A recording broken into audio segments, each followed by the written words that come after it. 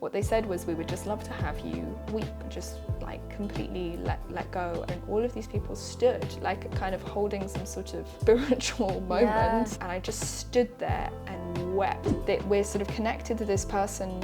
When it's somebody who's died, we're sort of connected to them, and then it becomes a day, and then a week, and then 2 years, and it feels like you're sort of pulling this thing out of you, and you don't want to get further away from a time where they were there. Go and check Charlotte out in every way.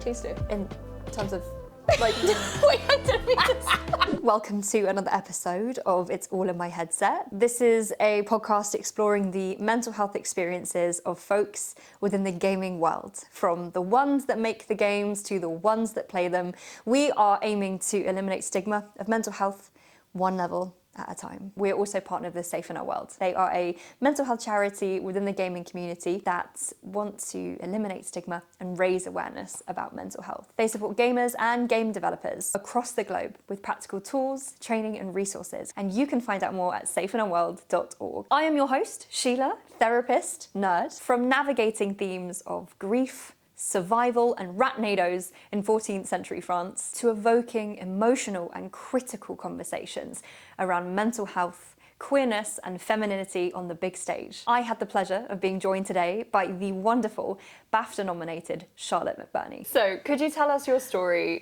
from where you started and leading up to your first roles as Amicia and all sorts? Totally. Tell me everything. So I was born.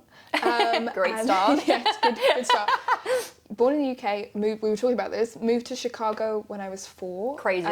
Crazy times. Then when I was 6, my sister and I started being kind of extras on stage at the Lyric Opera of Chicago. I was there from age 6 in a little peasant outfit with a bonnet. You did say that you wanted to be Cinderella, but before she went to the ball, so that's kind of... It was very bonnet, peasant outfit. I was loving it. I had a little bouquet of flowers. I played small peasant child. Then when I was 7, I played a dying child who then died on stage. It's good It time. sounds like it was leading up to the playtale, really, at that point. Yeah, no, it really was. I would Right. get makeup done, and I was having mud under my fingernails. Oh. It was so much detail. Wow. I would get bruises done on my, and it's just magic. I once got a hoof print painted on my chest to show kind of that I've been caught under Mauled. hooves. Been through it. It was very Plague Tale 7 years old. It was like Mauled. a plague, not Amicia though. It was like a Plague Tale extra, someone in the side dying, and I would get that boils, whatever. The Plague Tale prequel. Exactly. Oh my god, the smell of backstage is my favourite thing. Really? It's just heaven. So I feel like I got the bug for acting then. We moved back to the UK when I was 10. Then started doing after school drama classes. One of my lovely teachers was I was 14 and she was like, you should audition for the agency. Wow. She was like, this feels like this is something that resonates with you. And wow. Obviously as a 14-year-old, you're like, I'm a star.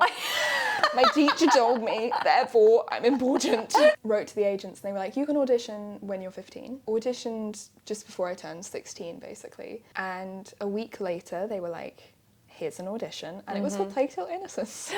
That was your my first audition. Oh my god. I remember being video game. What? I don't know. Because you hadn't gamed at that point? Not gamed. Oh, at all. interesting. And I was like, what does this mean? And they asked me to audition in a French accent and an American accent. Wow. Can you do French accent? Oh, the French? Yes, I can do it. It's sort of like. Oh my god! It's quite light French. It's not so. Instead of saying Hugo, it's Hugo. Hugo. We added the H back in, but it's very light. And wow. It's sort of she should feel like she's speaking her first language. It's as if you do it for a living, really, isn't it? Jesus. It's as if I made up the accent myself. So yeah, I auditioned for Innocence. That's huge. And then went in for the callback, and with my mum, and because we had to be chaperoned in, met some of the team, and it was really nerve-wracking. Coming from then actually being in the theatre as a young child, getting to experience, also as children, fantasy, play pretend, oh my God. It's huge. And it's you were getting us, to do right? this around then adults who were also Yes. joining in on the play pretend, right? Yeah. What was the kind of development in terms of your self-confidence and your self-esteem like? Because I think at a young age, those are all conversations that you're having with yourself. What did that do for your confidence, I suppose? unleashed a lot on my parents, I think. Okay. I mean, I think I was very confident being on stage, and I think as a small child I was always very confident and very performative, and sort of, my dad works in classical music, and I would do impressions of conductors when he would have people I don't know why around. I thought you were going to say you did impressions of instruments, but that's probably... This is a tuba. This is it. Sorry. I know, It's like work colleagues are like, I know. And here's the trumpet. I'm like, dinner and a show. This is like always, my parents would have like work people round for dinner, and my sister and I were like, we simply must put on a play. That's amazing. We were like Regency era kids, where we were like, we'll play you a piece on the piano, we'll sing you a song, we'll do you a dance. And they were like, we need to talk about like work. Boundaries, guys. Go away, go to bed. They were in our like nightgowns, like Victorian children. Victorian children.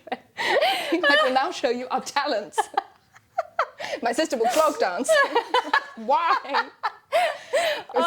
It was a lot. It was a lot. So confidence. You're always a confident child. Always very confident. I think I knew how to make people laugh, or like I was figuring out how to make people laugh. That was like, okay, this is what I like doing. Yeah. But then I think I got, as teenagers we get less confident. But for me, when it was on stage, when it was acting, I was like, this is something.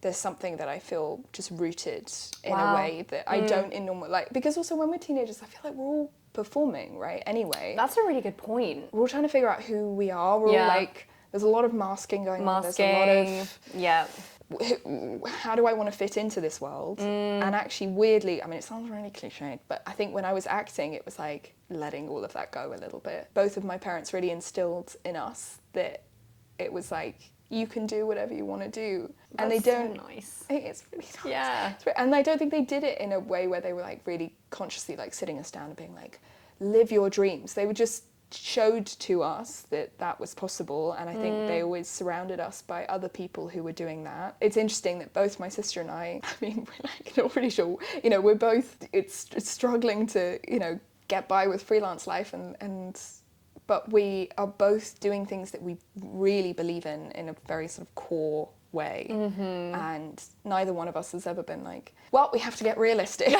Well, there is no realism here. Time for marketing. It's like, never even crossed our minds. No. That's incredible, and I hear the impact that it had on you is probably why you were able to go into auditions feeling a sense of, this is my purpose and I'm really going to apply myself to it. I'm always impressed by actors who have found that completely on their own, like their parents have done other jobs, not really like introduced them to that as an option necessarily, but they've found drama themselves. I always think it's kind of more impressive when someone's like, no, I've just sort of sought out that artistic path and had no one demonstrate it to me, but I've done it. It's not a given from your family, and I think it's, the older I get, the more I'm sort of looking around at other people's experiences and being like, very, very, very lucky to have had that. So you went to the audition? Yes. You got it? Yes. Tell me, when the moment you found out, do you remember? Yes. What happened? What were you doing? So I was in my bed. Great. I'd come back I'd been doing my school play, so... Okay, of course, because you were in school. I was in school, I was 16 there, because what I would always do, even with school plays, I would always like leave and be going over things I want to do next time. Like I was always very like, I take this really seriously. I was always like perfecting notes my craft. Perfecting my craft. What am I going to do next?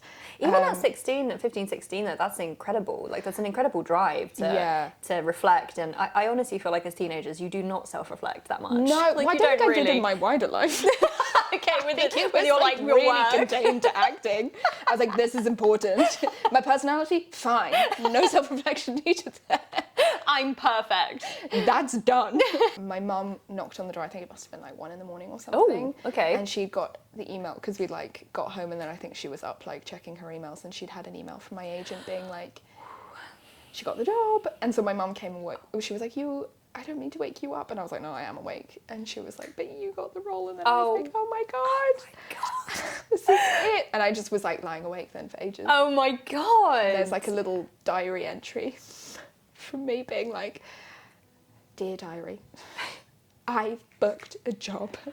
It's for a game called A Plague Tale. Oh my God, do you still have it? Yeah. Keep it forever. Yeah. You should keep that forever. It's really dweeby, and there's like... No. First, I kept like... a journal about acting, like my first day in my acting class, my first day on the job of Plague Tale. Do you journal? Yes, I do, yeah. There are points in my life where I've written quite a lot, and there are points where I don't. Yeah, you could go through like months where maybe don't say that much, and then there'll be something that'll happen, and I'll be like 4 pages in, dear diary. You'll never guess what happened. And it's sometimes I feel like we only ever are compelled to write when it's really bad. Yeah. Which is then becomes a bit bleak to go back over because you're like, oh, that's the worst day of my life. That was the second worst day. No, but like writing important good things down is really good. And I mean, I'm still relatively like I've been professionally acting for 8 years now, which feels long, but it's not. Like, it's in the grand scheme of people who've been, like, most actors are like, I've been doing this for 20, 30 years, you know, whatever. I've still, every time my agent is like, can you do this audition? I'm like, like, nothing fills me with more joy than getting an email from my agent.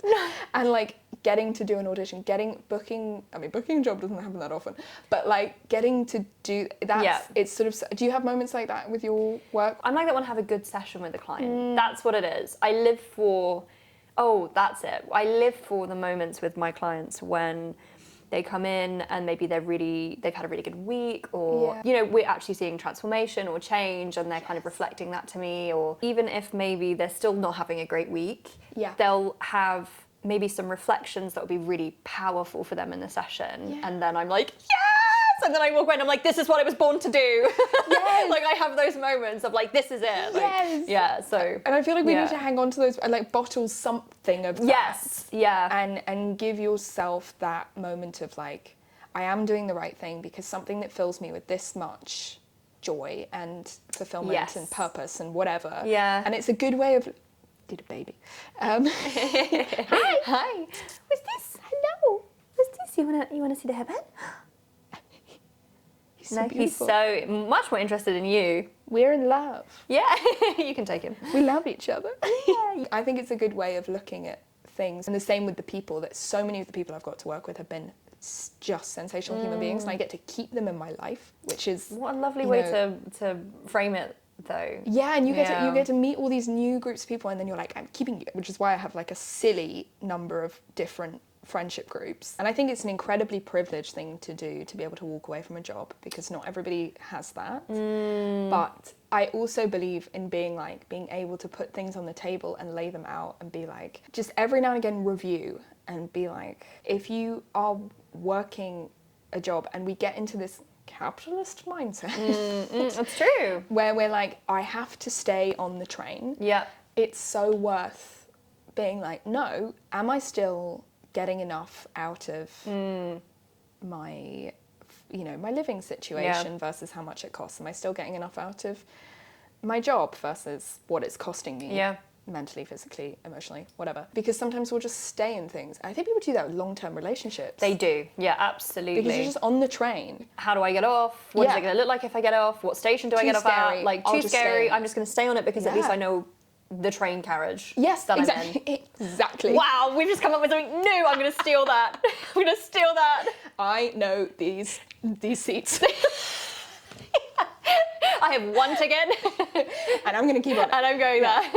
I don't know this stop. No, but it's what you remind me of is actually something, funny enough, that we do in CBT, where we do value work. And I do that with clients who maybe have long-term health conditions, where they had one type of life before they got chronically ill. Maybe they were really active, maybe they traveled a lot, maybe they had different types of values in lots of areas in life, and then because of their chronic illness, it's now limited them to less. Yeah. And so it's about trying to find where they find the value. And so oftentimes, literally in sessions, I have this compass, and then it's on each different direction. It's like, maybe it's like family, religion. We break it down and we literally look at the values, and it's a big part of acceptance that maybe they still have values, such as, exercise, or maybe that's something that they really enjoyed, but how do we now transform that into a way where you're getting the value, even though you're not doing the same thing in the same way. Interesting. And so what you're talking about is pretty, it's like value work. It's evaluating, am I still getting fulfillment in my life, and how am I getting it? So it's really interesting. It is really interesting. Yeah, it's interesting, crossover. Yes,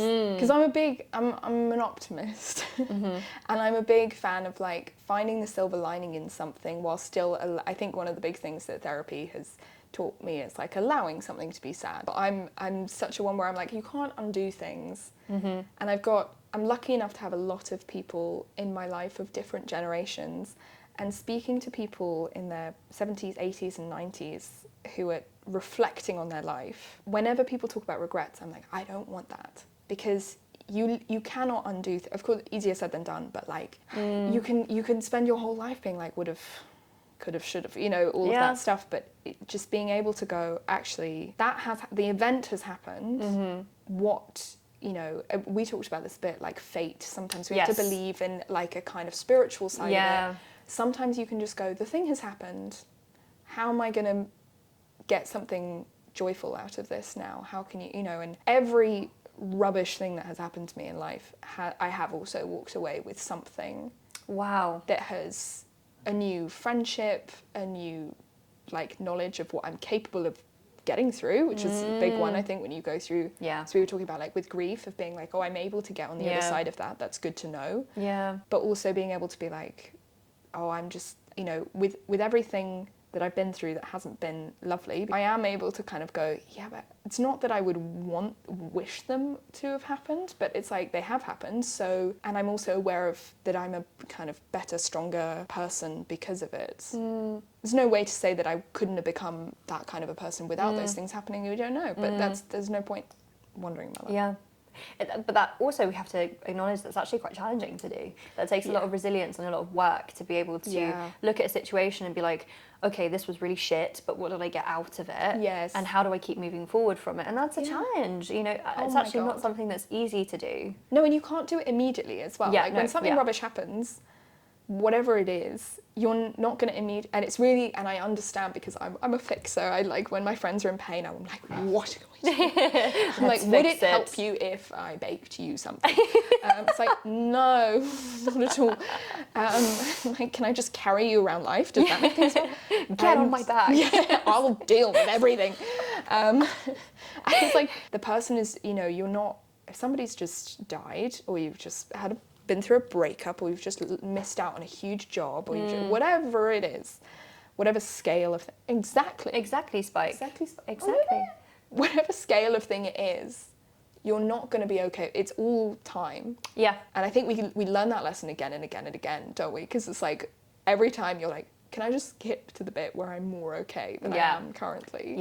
And when you see your friends going through it, and you're like, you know what, you are going to be more all right, but the only thing it's going to take is time. There is nothing I can do to speed things up. It's like in 6 months you won't feel so rubbish about this breakup or whatever. God, it's so hard when you're in it. Oh my god. And also your point you make is so fascinating, interesting, is being a fixer is sometimes it's sometimes not being totally comfortable with sitting with the feeling and the emotion that's happening. I'm not comfortable with it. And that's why fixing is so good, and being so proactive is good in a situation like that, because you're like, well, we don't have to sit in it, we can just get rid of it.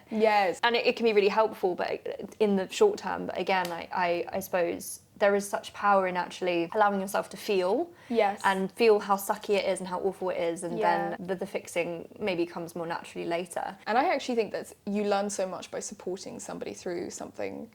That's a good point. I always have to do that unpicking with my brain, where my immediate reaction is, let me, like with a child, let's wave something colourful in your face, let's like give you food, let's like distract, let's take your mind off it. And I feel like I always have to have that train and then go, nope. I mean, that's so hard when someone's like, can you just listen, and can you not try and fix it? Can you not try and give advice? You're like, they're just asking you to bear witness to something. Which weirdly, video games. We were going to talk about that. No, you go. No, I'm just excited. We spoke a little bit about how fantasy and play pretend, especially when you're acting, can be quite a safe space to explore very difficult and challenging themes. And the Playtell in itself, I mean, I've played both games, massive fan, loved them, cried in both games because it was amazing. Writing spot on.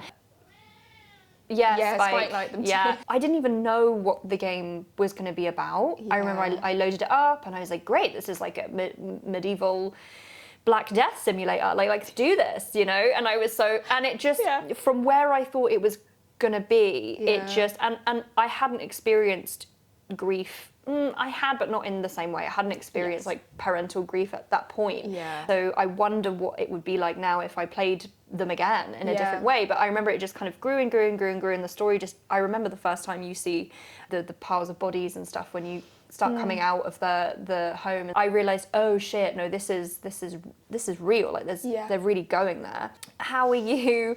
Working with content like that? I know we spoke a little bit about how challenging it can be sometimes when content reflects real life stuff. I would love to know, firstly, your experience of working with themes like that, but how it is navigating when things come up for you. I think it's really interesting, being able to explore it purely through voice. I think you're able to let go in a way that if you were also being filmed, you'd have to think a little bit more about like what your body's doing. That's true, yeah. Or if you're on stage, you're thinking about what do you literally have to do on stage and things. But when it's boiled down to just the lines and just the emotions, it's the most extraordinary kind of therapy, I think. Really? I think there's a lot of discussion in acting about what people slightly mistakenly call the method, which is, falling completely into a character.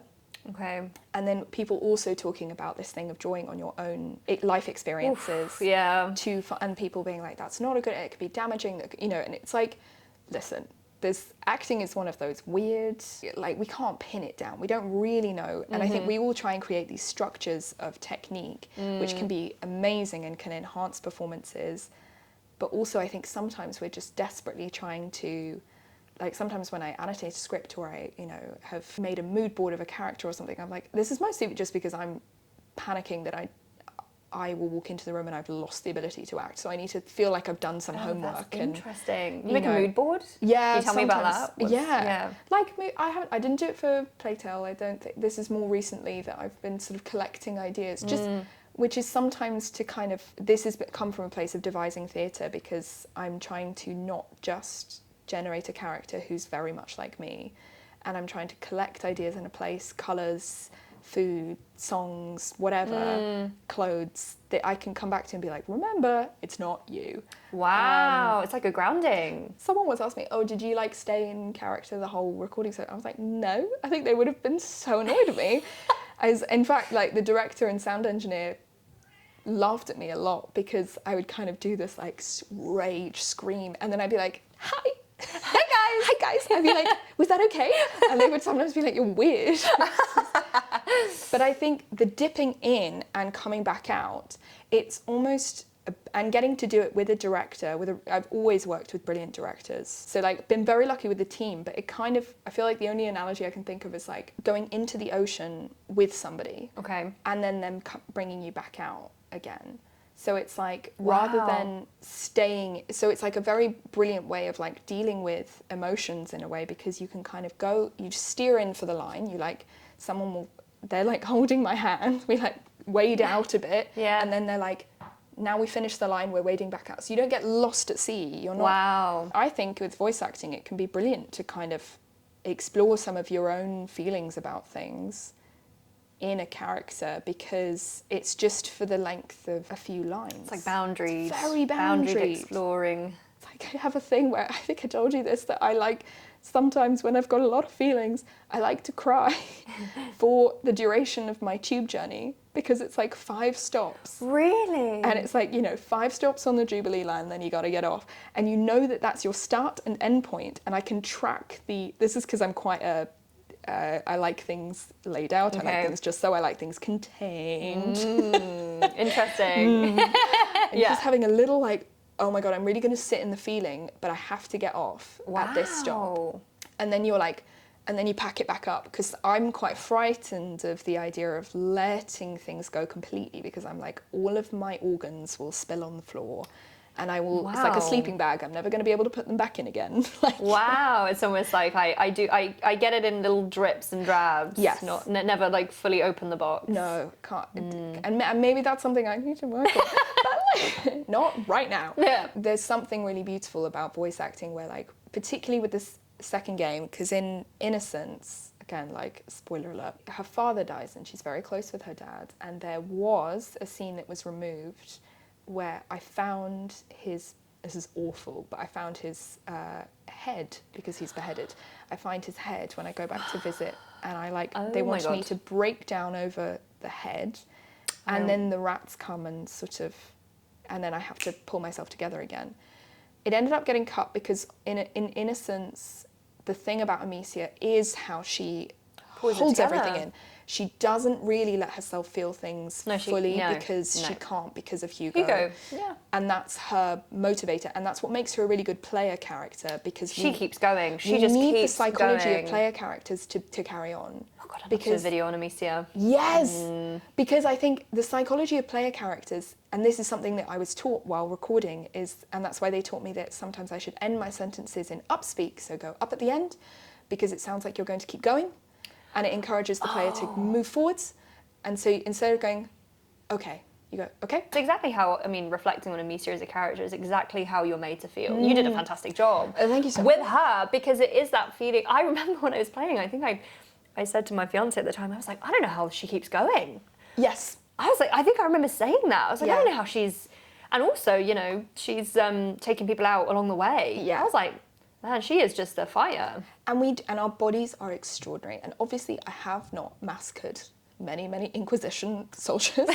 You haven't? Oh, well. Not this week. Damn. But next time. POV. Exactly. What we are capable of going through, and I think we learn this in moments in our life where we're sometimes like, God, that is crazy. And especially when you're around, and any parents will know this, that when you have a dependent, when you have a child around, you go full like David Attenborough animal. You're like, the instinct is, my right arm has just been torn off and I will keep walking. Survival.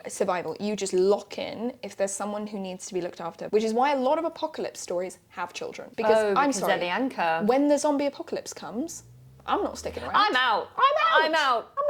I'm sorry. I'm gonna have a nice evening with my family, and then we're all going. The announcement on the TV. I'm out. I have no interest in living through an apocalypse. No. I'm too anxious. I won't do well when I'm hangry. No. I will get myself killed because I'm hangry. Yeah, I don't want to die of sepsis or being torn apart. Fuck it's like, that. No. Fuck that. Absolutely. I have OCD as it is. Can you imagine if there's zombies outside? No. I've got a cut, I'm gonna turn, and it's like, I cut myself on a piece of twig or something. That's it, I'm dead, guys. You're out. Like, there is no way you're surviving. Whereas that's why so often apocalypse stories are like, but there's a baby. Children, the baby. Because then they're like, well, I guess we have to keep going till Tuesday. I've seen survival and what you've been saying even about yourself. I mean, you talk about when you're expressing moments of vulnerability, you require the boundaries to do so. Yeah. And perhaps that's a form of survival, isn't it, really? Because you're like, this is the allotted time in which I feel very vulnerable, and then outside of this time, I'm going to go back to survival. Yes.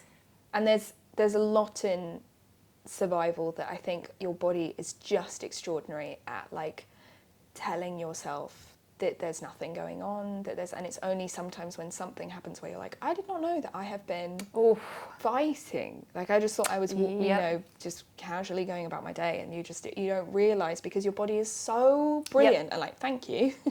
Because your body is just amazing at moving forwards, and exactly, Spike, and going and doing all the things. And I think that was innocence, that was Playtale innocence, is she literally didn't have another option. It was like, keep going or completely fall apart. In Requiem, it was about her like reaction to that, and sort of, she's been through all of this, and then she starts to fall apart, and it's all of the other characters. It's Lucas, it's Sophia, it's Hugo even, who's like, I'm gonna hold you because you are falling apart.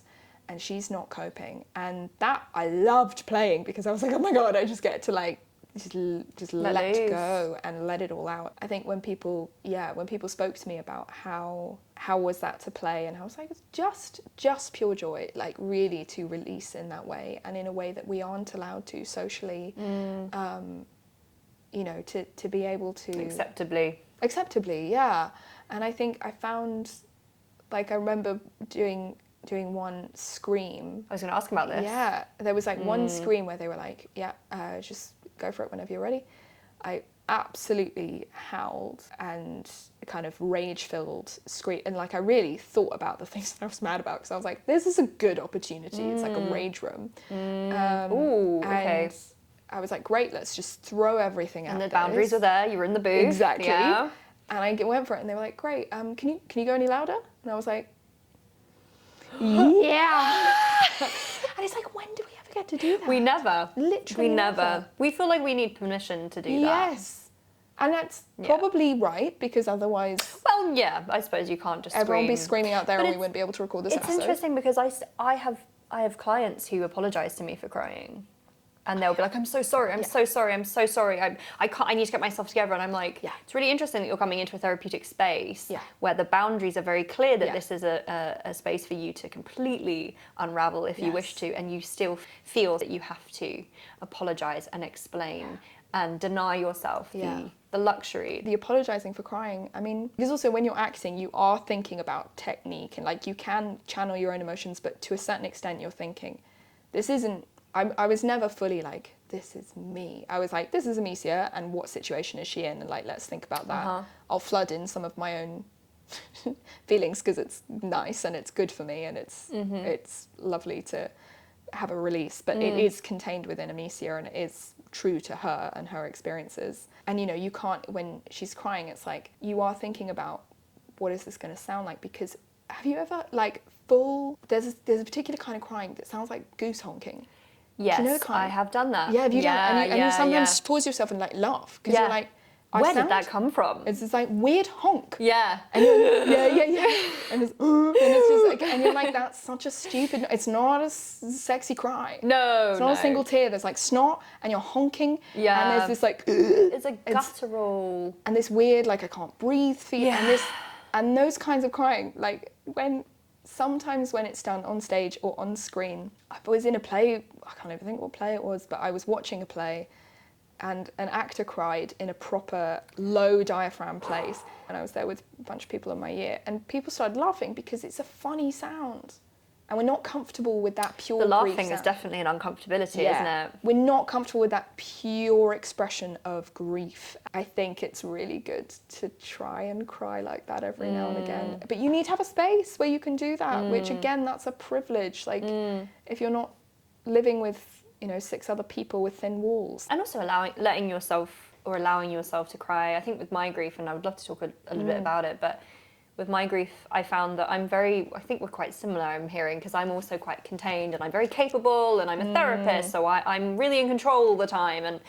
And so because I think I wasn't allowing myself to have those big cries, my cries were like slipping out in places where I didn't want them to, so at work or on the tube or with friends or, at work meetings and places that were actually quite inappropriate. Not inappropriate, but you know what I mean? It's like, I would then not be able to control myself and then lose control, which is interesting. But when I have finally given myself permission, it's so profound and healing. I walk away from it and I'm like...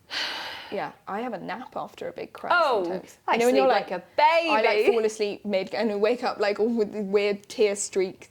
Of course, we can't allow ourselves to fall apart all the time because we have to get up in the morning, we have to do things. But I do think that those little cries can be so telling as well. It's that weird thing where you're suddenly like, why am I crying? Where is this coming from? Yeah. And it's a silly little thing. It can just be that you saw something really touching, or the classic thing with parental loss, right, is that you're walking down the street and you see a parent put their kid on their shoulders or something, and you're like, I'm going to walk down. Those examples of loss I think are so difficult because they're sort of representatives of it everywhere, right? It's just gutting. It's a constant reflection, isn't it, of like a cycle that ended early, because we almost think that parents, I'm going to have like years and years and years. I'm going to be old when that happens. When it's taken away from you, it feels... I think with grief is really interesting is that in the beginning, I mean, it's been maybe a year and a half now, but... Yeah, it's recent. Yeah, but in the beginning it was maybe seeing reminders or seeing someone that looked like them. That happened a few times. But now my grief is almost like transformed in a way where I get upset when it's the positive things. Which is really interesting, of like this podcast, for example, is something that like I don't get to tell them about, and that, or like something happens to me at work, or I get a really good bit of feedback from a client, or, whatever it is like, it's a celebration, and I'm like, oh my God, I really want to call my dad oh, you know, do you feel comfortable? Do you want to Yeah. share your experience of grief? That, I think one of the things that I find really beautiful is how that's what people come to talk to me about. Really? And oh my God. I've never met this person. They come up to me and they tell me about the person that they've lost. And it's like you get this sort of little gift that's sort of brought towards Wow. you of this person that you will never meet because they've died. And there's, you know, someone comes up to you and they go, I want to tell you about this person and why Amicia helped me process that. And that's just really beyond what I thought this game would ever be. Wow. I think I did not realize that, because I think it's such a clear narrative that's built in a world of medieval Black Death and fantasy of Sorry, I did not mean to minimise it. No, but there's a magical stuff in his blood and magical rat tornadoes and ratnados, as Seb would call them. But like, there's this sort of... I fucking hated them, sorry. They all, they're so annoying when I would see them. I would be like, for fuck's sake. You're like, just chill out. Just chill it, guys. I'm trying to go over there. Stop getting in my way. Ratnados. It was better than the rat tsunami, though. That was yeah. insane. Yeah. But like, it's built in this world of fantasy where you're sort of like, I did not expect that somebody would come up to me and be like, because also, we're talking about a main character who's, I mean, her death count, I don't know if anybody's done it, but it depends on how you play it. But like, I was throwing stones at everyone, slingshotting. She's massacred people. She is the death. She is the death. She's taken out so many people, and it's impressive. It's pretty you are wild. an impressive. Thank you. I don't know, and I feel like if you look at that, and on the face of it, my naivety, I think, and lack of experience within games, I didn't realise how, of course, with that kind of game where you're probably wearing a headset, it's very intimate. It's a single player game. You are on that journey and you become enmeshed in this way. And actually so much of the lines of dialogue, I think, are just such beautiful, I don't know, sort of, they're such beautiful meditations on loss and grief. And I think that when people have played that and when they've found themselves and found the person that they've lost in that was beautiful and shocking to me. Grief, it exists in so many different forms. I think you can grieve parts of yourself that are no longer there. Mm-hmm.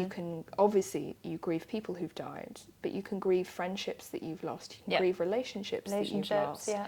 You can grieve pets and homes, and grief comes in many forms, and there's definitely a sense of hierarchy within grief. Yes, which is really tough. How can you justify that and be like, and I think also grief, it's like a tower, and there are these sort of vibrations where sometimes somebody dies who you weren't that close to, but because you've experienced, there's a sort of all of these other griefs that you've got in your tower of grief, it's like another one, and it makes the whole, like a sort of Jenga block, it makes the whole thing shake. Yeah. And we're not very sensitive to people about loss that isn't really obvious. That was your biological mother. Yeah.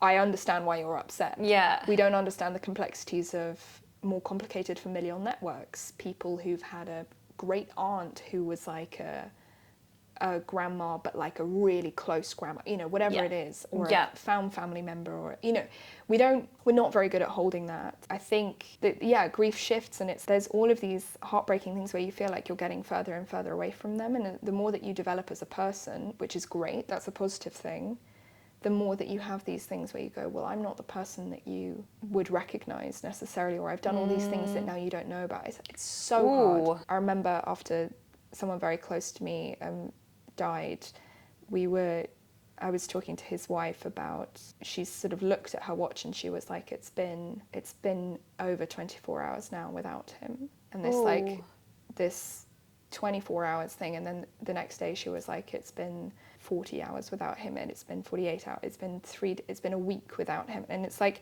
he then stands still at this pin, and you start drawing this line, and you can't stop it because that's just time. Time just moves. You cannot, and what you want to do is stay stood next to this person, but you keep drawing away, and it feels like, for any Bronte fans, which I feel like is a kind of crossover with your community. Yeah. But you know that bit in Jane Eyre? Do you know Jane Eyre well? Yes, kind of. There's a line where she's going to leave Rochester. Okay, yeah. And I will misquote it. but there's a line where she talks about, I think she says she feels like there's a string tied from her ribs to him, and if they pull apart, that string will snap and she'll stop like bleeding internally.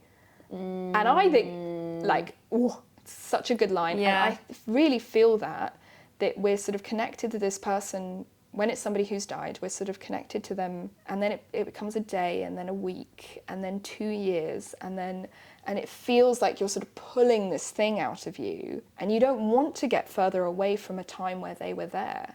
No, you want to, you want to go back to like the last. It's really interesting when you were talking about like he was here, and actually now I'm like almost moving far away from him. Yes. And I actually like felt like a physiological reaction in my stomach when you said that, because that was just such a. Yeah, it's just such a good way to frame it, of that person, you're moving away from them, even though it's death, and it's yeah. And it's not in your control really. No. And things changing, time passing is just really hard. I definitely feel that sometimes, that it's just like you're drawing away from this person, and you can, I remember like, after somebody in my life died, the last thing that he gave me was, because he wasn't eating much in the hospital, he gave me a packet of like hospital bourbon biscuits, because he was like, oh, you'll have these. I then didn't eat them at the time. Like 2 days later he died, and then I kept these bourbon biscuits for ages, because I was like, it's the last thing he gave me. Oh gosh. Which you're like, no, it's like, it doesn't negate. You don't have to hang on to these biscuits. Ooh. But I was like, I feel that. yes. And I was like, I have to keep this like, and then I was like, should I keep the plastic wrapping and like throw the biscuit? All of a sudden it becomes almost like the last remnant. Charged, yeah. You're like, he with held his energy. Yes. Yeah, I have a shirt. Biscuits. I have a shirt in my wardrobe of my dad's, Oh. and it just sits in my wardrobe. And sometimes I go and I just like bury my face. Does it still have a smell? Kind of, yeah. I mean, it's been in my wardrobe now for a year and a half, and they'll be like, it sounds. Honestly, I'm going to talk about it because I think it should be normalised. But I'll like, when I first got it, it just smelt so much of him, no matter where I put my face. But now when I go and smell it, I'll search for parts that still smell like him. It's a lovely family member of mine. We've been turning his old jeans, because he always wore denim jeans. And like good quality denim jeans as well. And he was 6'7", so he was a very tall man. Huge. Huge. Jesus. Huge jeans. Like, I'm not about to be able to wear these. You're quite small. I'm 5'2". Yeah.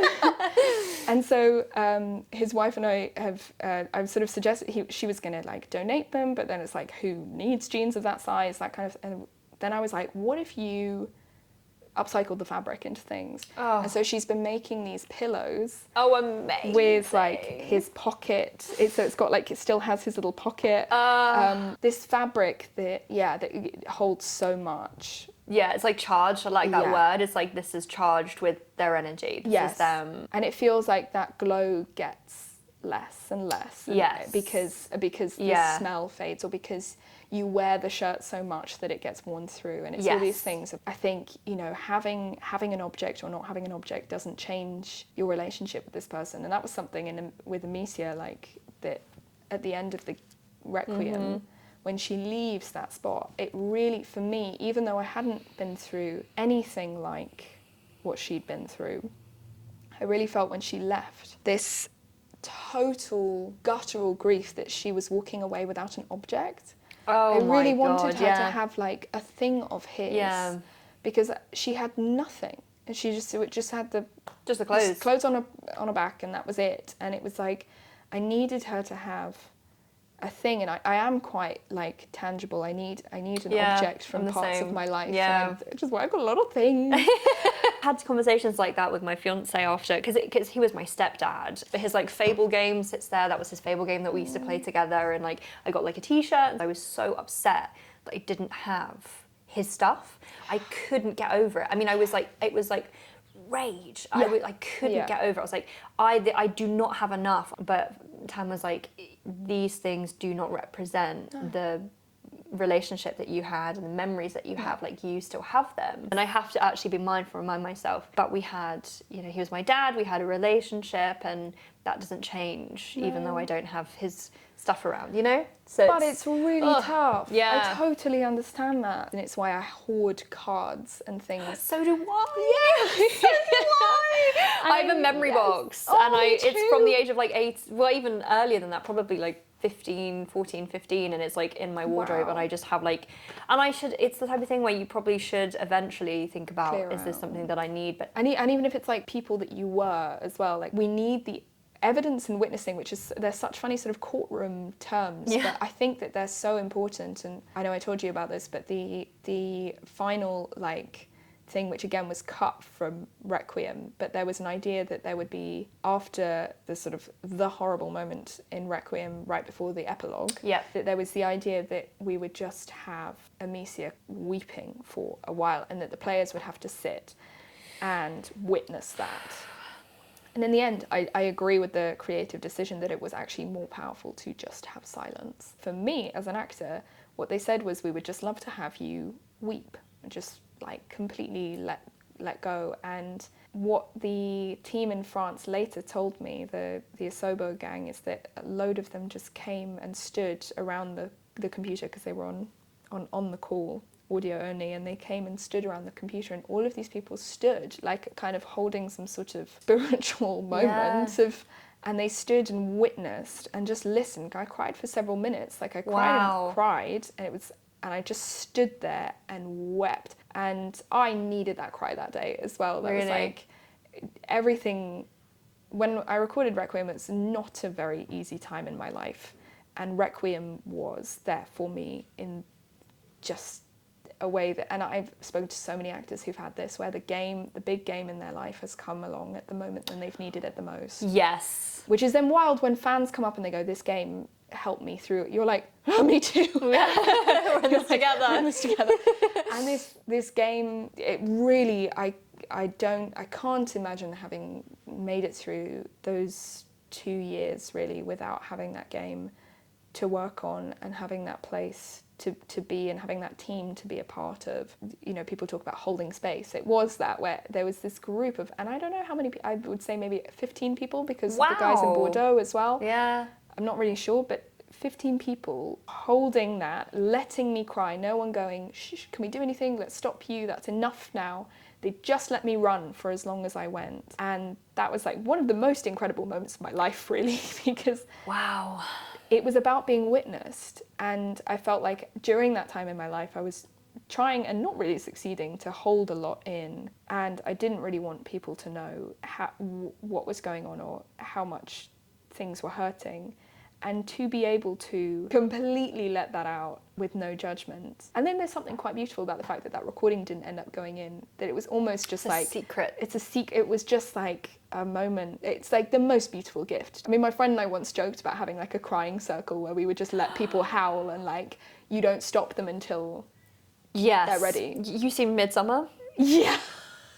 The crying, well, obviously like that's... wailing. I mean, you're like, it's could very quickly maybe not in that vibe, like, to like... a bit weird, but the idea of what they were going for, underpinning like feminine communal rage, and being together in that, is something that I was like, haha, I could do that. Exactly. It's like, and not I want to do that. I agree, because it's also like not even verbalizing it, because it also, you're not even having to go, I am angry because, and like ordering your thoughts enough to verbalize what the pain is, but just to scream the pain. It's just about being witnessed. Yeah. There is something so powerful in that. Totally understand people's need for evidence, because I feel that. Because I think we also are taught to question ourselves, we question one another, we don't believe people. There's a real undermining of people's experiences. Yeah. And there's a real feeling that we have to have tangible evidence for an experience. Yeah. So we crave evidence, whether that's evidence of something horrible happening, or evidence of love within a relationship, or evidence within, pain. And then we crave witnessing. And I really think that witnessing is important. And just finding a way to do that that's not in a cult would be... Well, yeah, not in a cult, but yeah. I worked with a therapist who talked about sort of creating a box that was very detailed, and we would open the box and take out the thing and look at it and deal with it, and then they, you know, really worked on being able to put that away again, because it's like when you're dealing with something that's kicked you into high state of alert and fear and fight or flight, you know, freeze, fawn, all of those things, you don't want to walk around like that. You need to know how to put that away. Absolutely. But what's funny is when we try and hide things from people, people know, like, people always think when you're an actor you can be a good liar. I'm a terrible liar. I'm a terrible liar. And I'll be like, you know, people will be like, you're right. And I'm like, fine. And they're like, you're clearly not. But perhaps, you know, I suppose in your line of work as well, you're constantly tapping into these emotions. Yes. Actually, in fact, you're probably forced to reckon with these themes much more than someone who doesn't have to do that and can just put things in a box and carry on with their day-to-day life, because they don't have emotionally responsive material. Yeah. I think it makes sense that actually when you're feeling that way, it's not something that you can push down, because you're very used to actually exploring and talking about it and getting it out. So how on earth would you be able to stick it in a box when your whole job is about unpacking that for people? Yeah, and figuring out where, and getting to kind of live inside the skin, which is gross, but like this is how I kind of think it's nice inside somebody else's skin. But like be a character where you get to, you know, like with Amicia, where particularly in the first game where she was so different to me as a teenager, because she was so much more like, she was quite mean to Hugo a lot of the time. And no, if I had been a 16-year-old with or 15-year-old with a 5-6-year-old brother. Yeah, orphaned, yeah. Like, even if I didn't know him that well, at that age, I would have literally been like, what would you like to do? Do you want to have a piggy bank? You know, and whereas the arc of that story, the beautiful thing of that game is them coming together and building a relationship. But I found it so difficult to be mean to him. That was so not me. I'm always about how can we make people feel comfortable in things at all times. And so, but it's quite interesting to try that. Maybe if skin is too gross, try that coat on, try those shoes on, be like, how does that feel? Like, what is it like to be rude to somebody and not apologise for it? Oh, yeah. I think the only time I really have done that has been through acting. I don't think, because I can't, my skin crawls. I don't get angry at people. I'm not a confrontational person. I will just move on with my life and fix it myself privately. We don't need to talk about it. I don't want to make you feel uncomfortable. You didn't have me, I'm fine. I'm okay. Basically, experiment with living in a different way. Visiting emotions that are uncomfortable. What my reflection was of what you said was really interesting, of how Amicia was very cold with Hugo, and that was a whole experience and a whole journey. And I find it quite interesting because we were speaking about like remnants of the relationship, but Hugo was tangible evidence of her parents, right? Yeah. He was tangible evidence. He was, you know, she was carrying something. Yes. That was a reminder, that was a product of home, of two people. You know, it's hard to look at yourself in that way, but at least her younger brother was tangible evidence that that family unit existed. Yeah, he had memories. He had memories, they had shared memories. I think that's why with grief it's so important that you talk about memories and you cry together with people that knew them, and you know, you share that with each other. But it's interesting that Amicia's coldness in the beginning is, you know, this is a reminder of home. You know, so I'm going to bring you with me, but I'm going to also put you in a box in a safe way that I can carry you. Because it's really painful, because you also have different relationships. Yes. Those family members, which can be really difficult with when a family member dies. Yeah. Everyone is grieving together, which is great, but everyone is grieving for a different relationship with that person. Oh, that's a good point. And I think, you know, I'm so grateful to have my sister for many reasons, because she's the best. You know, we can navigate life together, and we know our family dynamics, and I know that we have faced and we will continue to face grief together, but we also will always have slightly different relationships with the people who we're grieving. And I think that's why also, if you don't have that, of people knowing the person, I also think something that can be really lovely is like, you know, when someone goes, tell me about them, and it's, oh my God, I mean, you will cry. Yeah. But like basically getting to go to a blank slate and tell your version of the story. Yeah. Because one of the things that's really complicated is, I mean, at funerals, eulogies, someone gets up there and you're like, that's not what I would say. Not what I would say. That's not my experience of it. It's not. I feel that on the deepest level. Right. It's like, and I think you have to grieve communally, but then also I think you need to have your grief for that individual relationship. Find people who will witness, and go, can I just tell you this like slightly banal and elongated story about a time that we got lost on a walk together, and will you just listen? Because I just want to talk about them. Yep. That's who's on my mind, and I want to tell you a really lovely thing about them. Yeah. And I definitely have done that, especially when I'm really missing somebody, and I'll like tell these stories that mean a lot and resonate a lot for me, but they're kind of boring for everybody else. But do you know what I said to Tam? I was like, I miss the boring. I miss the mundane things. Yeah. I miss like waking up in the morning and he's like playing his Xbox in the living room and he's got a coffee. Yeah. And we don't really say much to each other. Good morning, good morning. Like, that's the stuff that I miss. Yeah. You know? Yeah. Because you don't, the like best of moments, of course we think about that when somebody's died. We're like, the great things, the bigger things, the celebrations. Yeah, how can I show how altruistic they were? Yeah. We sort of, but we also miss the simple things. How you hold that when you can't resolve anything. You can't have closure. Closure. You have to make your own closure, right? You do. That's hard. It's really hard. It's really hard. And I think when you can never have those final conversations, and I think if you've kind of been through a grief and you sort of, and you never got to talk something out, there's exercise in acting where you sort of imagine you sit opposite an empty chair and you have a conversation with that person. Wow. I had a drama teacher who he was an amazing man. He's since died, and he was a wonderful person who he was so great with moody teenagers, and would get us to do all these exercises where it was like we were in our feelings. And we would have conversations with people who were dead or who we just were never able to verbalize to them. So we were like working out all our family trauma, where we would people would sit their mum there in an imaginary way and they'd say all the things that they're never able to say to their mum, blah blah. And it's like, that is a form of therapy. Well, but you do that in therapy sometimes. There's a technique that you do where it's very similar. Trigger warning to assault and violence, but I think when you've been through any kind of assault, there's a big, and you feel very unsafe, and in your body is on like highlight. You have there's something that therapists can do where they're like, let's imagine a scenario where you go back, but it ends differently. Trauma reprocessing. Reprocessing.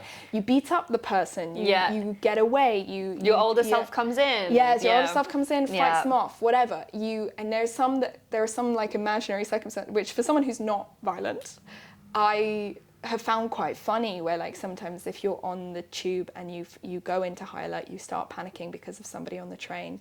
There's a thing of imagining kicking the person off the train. And it's like, I'm like, oh, but I don't want to be rude. And I'm like, sorry. Just imagine a crash landing map. Like, they're fine. Great. But, you kick them off. Yeah. And there are techniques for dealing with that kind of trauma and that kind of experience. And what's really interesting is that that's basically what acting, a lot of, particularly voice acting, because it's so imaginative, because you don't literally have someone in front of you. And like I remember with chapter 3 in Requiem, there's this barn sequence where she's like screaming. Yeah. And we actually retook that scene again, because the first time we recorded it, it was so intense. Oh God. And they were like, because they were like, yeah, really, really just like go for it. And I was like, okay, playtime. Nice. And I just went for it, and then later we picked up that scene because they were like, it was really a lot. And I was like, okay. They were like, it didn't really sound like Amicia because she was just so mad.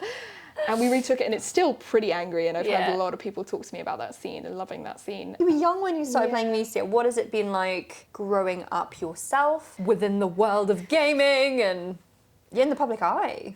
Yeah, sort of public. A really sort specific, of really specific Gamers. Community. Community who like Plague Tale. Yeah. It's been interesting. I feel like she's really been there for me in like being able to not only emotionally as like an outlet to explore things, also technically as kind of, it was that job where they were happy to work with people who hadn't done voice acting before, which then has given me enough hours of technical work, and they worked with me on how to perform in a way that was then meant that I was kind of mic trained and like knew how to do that. Yeah. You know, I met up with the director of Innocence the other day. He was so there for me. He taught me so much. Amazing man, Mark Healy, who played Lord Nicholas in Innocence. Fun. And he would help me with my homework in between when I was on my breaks. And he was like, he's just the loveliest man, and he taught me a lot about mic technique and gave me tricks, and just always has had a lot of belief in me. And meeting up with him was so nice because he's just he's still sort of someone who I feel like he looks at me, and in a lovely way, he looks at me and he sees the 16-year-old. Oh my which God, I that's love so special. In a way, because I know some people might be like, oh, you don't want to be always seen as the person that you, but there's something really nice when people really know your origins and know, because they're sort of basically going, look at you, you've changed, you've grown, or you haven't, whatever the case may be. But I think it's been really amazing kind of having her, and also like on a purely sort of life level, she kind of kept me going through school, where like I was very much, I felt a lot of pressure to do well and make everybody proud and not let anybody down, and which wasn't coming from anyone but myself, but like that was my thing. And having Amicia was like this sort of secret world that I was able to just kind of dive into. And then it meant that I also knew that I wasn't going to go to university, because I knew I had Requiem, and it made that decision so much simpler. I never really wanted to go to university from when I knew that I wanted to be an actor. But having Requiem solidified that for me. And it was during COVID times, and it kind of, I knew that coming out of COVID, I would have Requiem. Wow. As this like, okay, there's at least one job. There's one job. Yeah, you know, again, that sense of motivation, that sense of keeping going, right? Exactly. And like financially, she's the reason that I've been able to support myself for years. Wow. Freelance acting, she's the reason I'm able to keep acting. Also the community of fans that she's kind of given me access to and a connection to have supported my work in theatre financially, but also through coming to see the show, but also through, you know, even, I know it sounds sort of daft, but like social media, liking, commenting, sharing, that stuff, engagement. It really helps. Like that when you're making freelance theatre work, that is, you need that. And I had an automatic like gang of sweet Plague Tale people who were like, woohoo, we're happy for you, whatever you're doing. And they were just like there for me. So I think like she's given me so much on like emotional and practical levels. Because Innocence was when I was a kid, I feel like there's this version of me that still exists. Oh, that's interesting. I remember you talking about this. Yeah. There's like a frozen part in time of you. There's a lot of hours of my 16-year-old voice who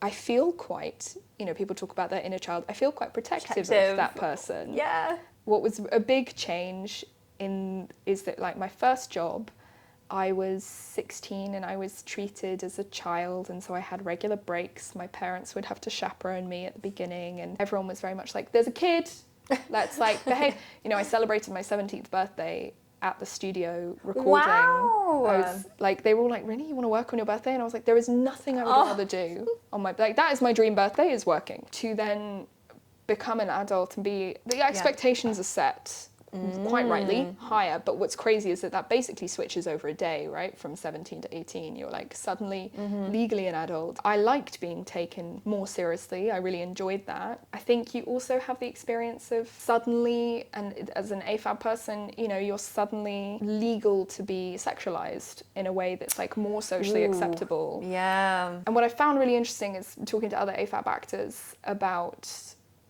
their experiences of this, is that it depends on the roles you play. So all of my roles, my video game roles, have been Amicia, who is never over 18, and young Jill from Final Fantasy, who is 12. And so to then have what the reaction from that, what's been really interesting talking, you know, and I've had so many amazing, Jane Perry, and Anna Dimitriou and people like that who've stood around me and given me advice. Jane Perry is in, Hitman, and she's like very cool, got this beautiful voice, and she plays slightly more sort of authoritative women who are in their power. Yeah. Anna also has this, glorious low voice. Yeah, we were saying that it sounds like Lindt Chocolate. Lindt Chocolate voice. I could listen to that woman forever. They're both, phenomenal actors and just beautiful voices and beautiful people. And they've had a different kind of attention because they play these like dom women. Exactly Spike. You want to come up? You want to come up? As we talk about dom women? Oh, we talk about dom women? Speaking of a dom woman, here is Spike, the little baby boy. But the dom women have this kind of, the reaction from that is like people, to generalize, this is like, we're talking about the kind of not so nice reactions, or like Sam Bayard from, Karlak. Yeah. Obviously, those kinds of people and those kinds of characters, they get a lot of reactions of being very overtly sexualized, in being seen in a sexual way. By playing children, it's kind of different, and then I think the way that I am and present myself and everything, the reactions I get are much more about purity, marriage, that kind of thing. Like that. Interesting. People are sort of interested because of the childlike, the innocence. And so there's not so much like, this is what I want to do to you. It's more like, I think we have I want to spend my life with you. I have this group of actors that I'm really, really close with, which includes people like Jane and Anna and David Menken and Shai Matheson and Ben Starr and like this kind of Anthony Howell, this like beautiful John Schwab. I could keep going, but there's this like group of actors who are so protective of me. Yeah. And they're all like, and that's been really nice because I met them when I was about 20 and I was just starting to be like, this world is really confusing and I don't know how to handle it. And they were all a bit like flanking me and kind of going, we're going to help you. We're going to help you know how to ask for what you want in contracts. We're going to help you with how to deal in a booth and from a tech, and how to have boundaries with work stuff and how to deal with inappropriate interactions. Especially starting so young as well, I suppose. Yeah. Having to navigate new boundaries around conversations that you haven't even had yet in your own life. It's one of the reasons why I love my job so much. It's just meeting all these different people and being like, new friends! Yeah. And all my other friends are like, we've never heard of this friend that you've just mentioned. I'm like, to my housemates, I'm like, oh yeah, I'm meeting my friend Sheila today. And they're like, we've never heard of Sheila. Stop bringing up, you're gonna stop making up names. I'm like, sorry. It's such a nice way to live in the world. Yeah. To be open. Agree. I love it. I meet so many interesting people. Some of them are strangers on the tube who decide to talk to me. Oh my God. I'm the same. People, I think it's because we're like, hi, if someone starts speaking to me at a bus stop, I don't know how I wasn't kidnapped as a child, because even as a teenager, I was like super open. Like, oh my God, tell me more. Some old woman, or something telling me about her life. And I'm like, really? Was that what it was like in the 50s? I'm like, God, do they feed into characters I play? Like, you will be coming with me. It's such a great way to live, to get to just constantly be like exposed to new experiences. Like my dad is just a sensational human being, and he's sensational. He's so great, and what I love about him is he knows so much. He's one of those dad. I feel like this is quite a classic dad thing of just like having a lot of factual knowledge where you can be like.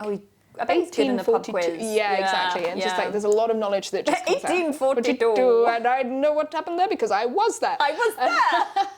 And he's always curious and he always wants to know more. And he never treats you, even when I was tiny, and like my sister and I were around the dinner table and there were lots of grown-ups who were very important and knew things. And if I piped up and wanted to say something, my parents would be, both of them are like, what would you like to say? And they valued it, and they valued my voice. And I think the world has maybe taught me sometimes that that's not the case. But sometimes I'm like, well, I was brought up as a very self-assured, cocky little child, so maybe I should just like bring a little bit of that. I think I think we need more people that aren't afraid to say exactly how they're feeling. Yeah. And we're so used to minimizing feeling and minimizing our voice in today's society. Yeah. That's something that's happening. And so we cannot allow ourselves to be minimized. We have to allow ourselves to take up space and say whatever the fuck that we want to say. Yeah. Because... But be ready to question ourselves in a useful way, where sometimes, like, I think when you've been questioned a lot in life, when you find the confidence to have answers, you're then like, I literally will not change this political opinion or something. Oh, have the curiosity. Have the curiosity, have the discussion, openness, learn be from ready other people's to... experiences. And Yes. I come from a very amazingly extroverted Irish family and very strong Irish women. And so quite similarly, I was raised in an environment where my voice mattered. Yeah. And it's okay to be the loudest in the room. Within reason, sometimes. You can't always. Always about you. It's not always about me. Ugh. Again, sometimes you forget that other people aren't like that, or other people haven't had those experiences. I think it's amazing that you continue to push boundaries in the way that you do and have these conversations, because they're uncomfortable, but we should have them. Yeah, I think We so. should have them. It's a good way to start, isn't it? By just having uncomfortable conversations. Yeah. And which is what we're doing today, to be honest. Yeah. Speaking about mental health is not always comfortable. No. It's not. Depending on where you are in your journey, and talking about grief, talking about, all aspects of vulnerability, it's really hard. Let's talk about more of exciting things. Expression. Fish in a dress. Fish in a dress. Fish in a dress. Theatre. Thank you so much. Theme song? Yeah, I would. Record it. I will volunteer as tribute for that. But tell me all about it, because you are also, we know Theatre Kid. Theatre Kid. Let's talk about Fish in a Dress. Yes. Tell me everything. So all of it. Formed a theatre company last year with this wonderful director, Christina Deinsberger. Great name. Great name. Great name, Christina. Christina Deinsberger. Deinsberger. Definitely saying that wrong, but anyway. And she's our director. She's extraordinary. And my lovely sister, as if it's not clear in this podcast, I love best friend, who is our writer, Helena. And amazing. So Helena and Christina were friends, and then classic younger sibling, I was like, can I join? And Christina was really interested in exploring a collaboration between the three of us. So we formed this company. We're interested in making work that is kind of queer feminist theatre that is playful and experimental, and we're interested also in working, because Christina is a Berlin-based artist, we're interested in working with international artists in different languages. I speak no other languages, but by bringing in other kind people... of French, I feel like I would give you that. By proxy. By proxy. But yeah, and I feel like having people in, who come from different theatrical cultures is so interesting, because it just makes more interesting work, because we can become quite caught up in our own theatrical language of what's popular, what we've done based on our history of British theatre, and then you just kind of continue down this channel, and that's why we need international voices. Yeah, 100%. So that's kind of where we've come from. We made a piece last year, one-person show called The City for Incurable Women, which is about hysteria, the history of hysteria. I love it. Why, looking at this hospital in the 19th century in France. Plato? Just and so many fans were like, Plato 3? I was like, it's no. Come along. You should. Anyway, you might see me. You should come see it. And it was about sort of someone modern day exploring the history to try and understand how we ended up now, why we gendered madness, what that's... Oh, wow. Oh, God. My therapist's brain is like, let's do it. Why do we have this figure of the mad woman? And why does she often look the same? And why do we associate madness? In the white gown. In the white gown, exactly, with the hair down, and like, why, And it plays into everything when you think about job interviews, that, this is going off on a tangent, but like if you have your hair down and it's associated with madness and sexual provocation and all of this stuff, weird things that, like, I don't know, red lipstick has come to Danger! Who is she? And we it's like, witch! Out! With the red lipstick. With the red lipstick. Like, of Mice and Men when you're in GCSE. Red lipstick meant danger. Meant she's the worst. Fuck Curly's wife. Exactly, poor Curly's wife. We were kind of interested in trying to figure out why we started being like a madman is like a genius, an animal. Yes. Thing. Mad woman, crazy lady, lock her up, but also sobbing, maybe I'm sexually attracted to her. Yes. What the weird thing, Why? like the sexualized Bambi Yes. almost, Yes. you know? It's like... Yes. Kind of love that she's, you know, Unhinged. not really well. Yeah. It's like, oh God. Love a woman that's vulnerable. Yeah. Like... There's a lot of elements of it that were quite playful, but it was about trauma and like replaying things and trying to understand what's happened before us, because that sort of plays into where we are now. And I think as we're living in a time where we're trying to roll back rights and become more conservative in our thinking and our understanding of biological sex and mental health and what that means. And so we made that show, did really well, done a lot of performances of it. We're taking it on a tour, spring tour. Well, I'm going to be there. Yes, please. Our new show we're making, we go into rehearsals tomorrow. Oh my God. Yeah. And you're here filming. Oh, I'm so honoured. I'm so excited for you. This is the Bush. This is the Bush. Yes. So this is Bush. A lesbian rom-com for 2 people and a plant. No idea what it's going to be like at the moment, but we're working with some really exciting collaborators. Yeah, check it out. Oh my God, yes, absolutely. It's this very beautiful, weird crossover between video games and theatre, where when we were, you know, because there's top secret information, there's not a lot of funding for the arts in this country. Yes, surprise. Crazy. Didn't know that. But so when we were, most, you know, fringe theatre is crowdfunded and, you know, is all comes out of people's own pockets and that kind of thing. We were able to crowdfund City for Incurable Women through support from Plague Tale fans. Oh, wow. Which is wild, because then that show, I've had so many people who are survivors of PTSD come up to me after that show, and people who live with functional neurological disorder, and they've talked to me about how this show has helped them and moved them, and I just think... Holy shit, Charlotte, that's huge. It's mad, it's crazy, and we were able to build this show because of a video game that I booked when I was sick. Like, it's all meant to be. It's all meant to be. But the fact that people support my work beyond video games, to me, is mad. It's just so warm and loving. And I did a Twitch stream the other day for this wonderful fringe theatre, and we raised a ton of money. And again, it was like people who were just really excited about, you know, they've never been to that theatre specifically, and the theatre itself was so moved. They were like, I had no idea that video game fans were sort of, because the way that people were talking in the comments, they were talking about art and why they believe art should be created and what it means to them and what Plague Tale has meant to them, and therefore why they believe in this theatre being protected. And the people from the theatre were just like, that I had no idea that, you know, video games could have this much of a link with theatre, and really the fact that video games are art. They are, completely.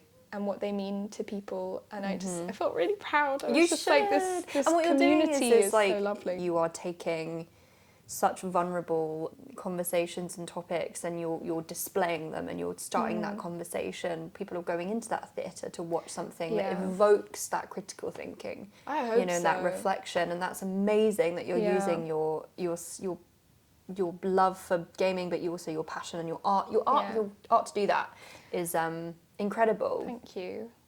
It's good to have a community, I think, because, well, what Safe in Our World has as well, of just being able to, like, hopefully give people a space to kind of feel it, and in a healthy way that's like, and that's why it's really nice to talk to people and have this chat as well. I know! About, like, the wider and not just, because I sometimes feel in interviews, I'm like, I've said all the stories about Plague Tale, I've said all the things. It's about what's underneath a bit of an iceberg, you know. To be able to actually talk about the kind of, the white, go right off and around, but still with this kind of, these games at the core of it. It's really beautiful. Oh, it's amazing. It's so amazing. What do you think you have your eyes set on for the future?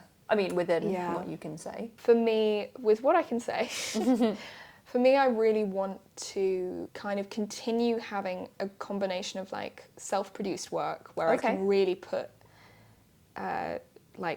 make sure that morals really have a play in the stories that we're telling. It's really fun to be able to go, this is a cause that I really care about, and we can bed this into theatre in an interesting way and speak to people about it, start a conversation. And I just love acting jobs and whatever they bring, and like the big emotional, beautifully written ones and the crazy, weird gremlin ones, you know, whatever they are. I want to do more games. I love games. I love the community. I love the playfulness. I love the power of them. Yeah. I want to do more screen work. Okay. I'm hoping to kind of kick off into more screen work. I just would love to live a life that is meeting loads of people, making new friends. I don't have any. I need to make some more. Spoiler, she has so many friends. It's like, It sounds like you're where you're meant to be. I think in so. terms of fate, and if we're talking about that, but also in terms of passion, you are just it's so I mean, you're so wonderful, and it's been so wonderful talking to you, because you're just so full of this like light and this energy. Thank you. And you bring that through even when you're talking about the hardest things, the most challenging things. You know, you talk about the community that came after the Plague Tale and how, you know, amazed you were to see the carryover. I think it's no surprise that it carried over, because you poured so much love into Amicia, but also into everything outside of Amicia, and you'll continue to do that. And I think it's really wonderful to see it and to watch it, and I'm really excited for everything the future holds for you. Thank you. It's so exciting. There's like so much. And now I have a new friend. Yeah! It's like, you're going to see a front row, I'm going to have one of those like, woo! Go. It's like, gonna be great. Yeah, I know. Giant thumb, like in the middle of her crying scene. I'm like, yeah! Thank you so much for coming today and talking to me. Such a joy. We'll do it again. Yeah, we I can know, also let's just do hang it. out. We don't have to. Yeah, we don't have to do it in front of the camera.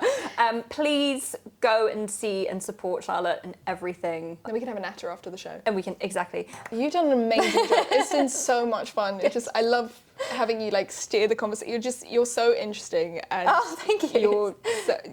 I love kind of, you're such a pleasurable person to Oh, speak to. thank So you. I'm really glad you are a therapist, because you're the kind of person that I'd be like, you should be getting paid to do this. Like, It's like the same way when you were doing this, I was like, wow, you're a really good actor. It's like, you really should be getting paid. almost like. It's almost like. Look at us, we're both good at our job. I think this podcast is such a wonderful thing, and I'm glad, because I feel like this was something when I started working in games, I did not realise the overlap between mental health and gaming. Oh, it's huge. It's huge. And I'm going at it with like I don't know what the word is. You're charging. Charging with a lance on a horse with a a knight's tale, but it's a knight's therapist's tale. It's terrible, but better. Yeah, and it's because the gaming world, I mean, we look at gamers, you know, we're both gamers. Yeah. Yes, there's an element of escapism. Yes. Absolutely, I agree. But there is an element of finding comfort and reflection in feelings that you know. Yes. And that's why we play the games that we do. Yeah. And it's a wonderful community to be a part of. And it means that we just get to meet more cool people. We're very lucky. I know, Nice. I know. And now we're going to make daisy chains and skip off into the sunset. Go and check Charlotte out in every way. Please do. In terms of, like, wait, I didn't mean to say. And I'm going to cut the video there, because that's not what I meant to say. I meant that in terms of your socials and your work. Check me out in every way.